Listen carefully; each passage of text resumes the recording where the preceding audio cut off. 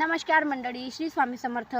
आता 6:30 वाजून गेले आणि 4 वाजता आम्ही टरबूज लावायला लागलो। पहा, अंधार पडत आला। आता चंद्र पहा किती छान दिसत आहे। आणि 2-3 झाडं राहिले आता टरबूजाचे लावायचे, एवढे पूर्ण लावून देतो आणि मग आम्ही आमच्या घरी जातो। पहा, असा उशीर होते कधी कधी। सकाळचं काम होते, पण दुपारी खूप ऊन तापते, त्याच्यामुळे हे झाडं जे आहे ते हे पूर्ण कोमेजून जातात। म्हणून मग आम्ही 4 वाजता लावायचं ठरवलं आणि 4 वाजता लावलं। आता पहा 7 वाजत आले, 6:45 झाले आता।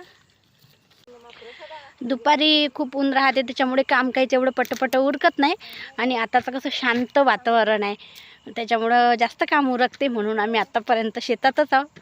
पहा, रात्रीचा किती छान वातावरण दिसते शेतातलं। पहा, पूर्ण अंधार पडत आला आणि आमचं शेत कसं बिलकुल रोड टच आहे, त्याच्यामुळं काही तेवढं भीती काही वाटत नाही। आणि शेतात गाई बैल सर्व काही आहे आणि शांत वातावरण वाटत आहे।